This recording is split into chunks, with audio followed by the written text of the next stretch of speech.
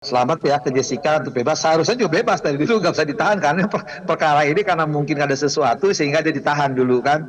Tapi sekali lagi terlepas dari putusan yang akan di PK beberapa hari kemudian, yang jelas bahwa jangan sampai terulang peradilan-peradilan sesat. Saya termasuk peradilan kepada Jessica itu peradilan sesat gitu kan, karena seharusnya tidak ada satu bukti material pun yang membuktikan bahwa Jessica membunuh. Dan ingat bisa dibuka lah jejak itu, sehingga saya marah sebagai narasumber waktu itu kan, sehingga tidak mau lagi. Tapi sekali lagi bahwa seharusnya Jessica bebas sejak awal. Soal sekarang dia menjalani putusan sudah menjalani sekian tahun, kemudian oleh LP diberi kesan bebas, ya kita hormati itu. Tapi sekiranya tetap PK-nya harus diajukan ya, karena untuk membuktikan bahwa ini tidak bersalah. Persis seperti kasusnya Saka Tatal. Jadi peradilan bersatu kayak begini ini harusnya memang tidak terulang di Republik ini. Baik, Kang Asep, untuk proses dari pembebasan bersyarat ini sebenarnya mekanismenya seperti apa sehingga seorang terpidana bisa mendapatkan pembebasan bersyarat? Ya, kalau tidak salah di Undang-Undang Lembaga Pemasyarakatan yang baru diatur, yang bersangkutan telah menjalani setengah atau 2/3 ya, dan dia telah ada syarat-syarat berkelakuan baik, kemudian dirapatkan di lapas itu bahwa dia memenuhi persyaratan untuk itu. Ya, jadi banyak. Siapapun narapidana yang telah menjalani tahanan di LP ya, setengah atau 2/3, dan yang bersangkutan bisa bebas bersyarat. Itu banyak sekali lagi. Itu aturannya di Undang-Undang Pemasyarakatan yang baru ya, maupun di PP yang telah diatur untuk turunan dari lembaga pemasyarakatan warga binaan. Jadi karena yang bersangkutan dihukum 20 tahun ya, misalkan kemudian telah jalani 10 tahun dan dia tetap berkawan baik, maka yang bersangkutan bisa menjalani bebas bersyarat. Apakah memang Jessica tadi dikatakan juga oleh jurnalis kami bahwa selama menjalani masa hukumannya berkelakuan baik. Apakah berkelakuan baik ini memang bisa memangkas masa hukuman sampai dengan 58 bulan lamanya, Kang Asep? Ya, itu normatifnya itu. Misalkan begini, Jessica selama di tahanan kan jadi guru, ya privat dan sebagainya, rajin beribadah. Jadi tidak ada dilakukan. Biasanya kan ketika masuk dalam tahanan, misalnya berulah atau melarikan diri atau di luar, itu yang memang dia tidak akan mendapatkan bebas bersyarat. Tapi karena yang bersangkutan berlakukan baik, itu yang menilai itu adalah Kanwil ya, misalnya bersama Dewan Pemasyarakatan istilahnya, ya mereka itu merapatkan. Jadi ketika merapatkan bahwa ada dispensasi untuk bebas bersyarat, ada syarat-syarat telah terpenuhi, yang keputusan bisa. Dan faktanya memang sejak awal juga Jessica itu kan, boleh tanya Jessica aja, pernah saya langsung tanya ya di media yang lain ya, bahwa yang bersangkutan memang teguh bahwa nyatakan dia tidak merasa bersalah, dan dia jalani penahanan itu dengan memang ya kita bisa rasakan kepedihannya ya, bahwa yang bersangkutan tidak merasa bersalah tapi dihukum bersalah. Tapi kita hormati itu. Tapi terlepas apapun ya tunggu kita PK-nya kan, walaupun PK-nya yang kedua atau ketiga kali yang diajukan. Selama menjalani pembebasan bersyarat nanti, apa yang perlu diperhatikan oleh terpidana, khususnya Jessica Kumala Wongso?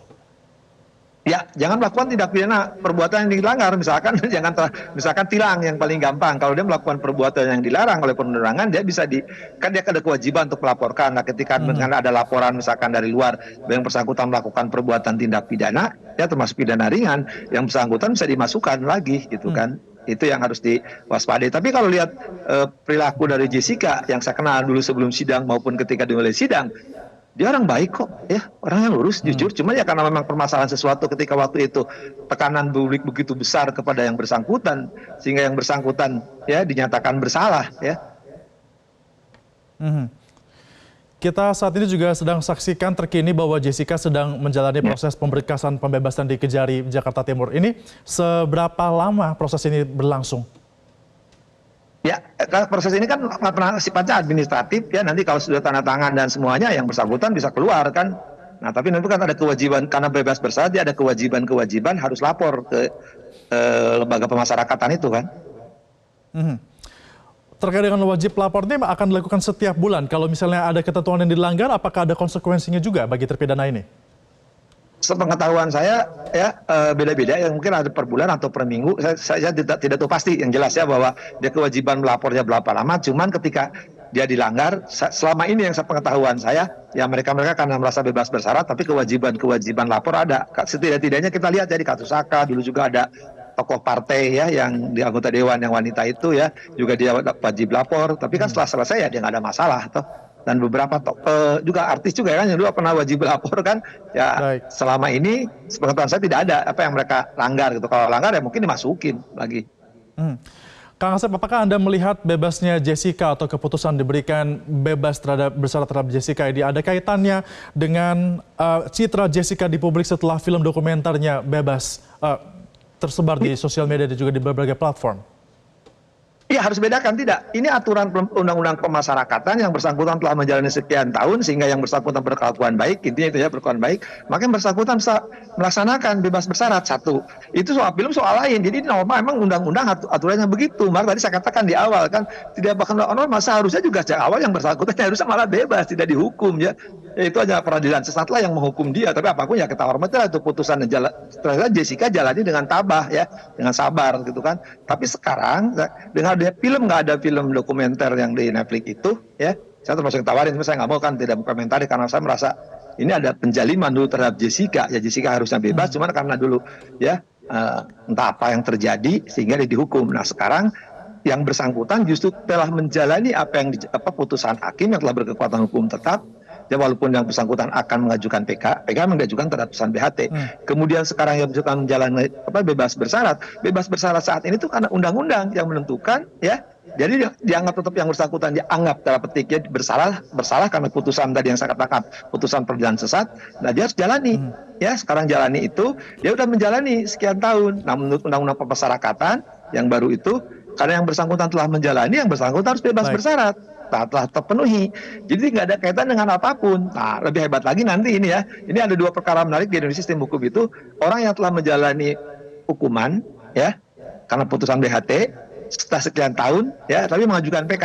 Satu kasus baru ribut ya di Cirebon, Sakatata. Sekarang Jessica. Ini fenomena dalam sejarah hukum memang harus ada ya keberanian hakim-hakim kelak hakim agung ya, bahwa ini jangan sampai peradilan sesat sangkan kata ini terulang gitu. Kalau ini terulang saya khawatirkan beberapa akan terulang. Artinya apa?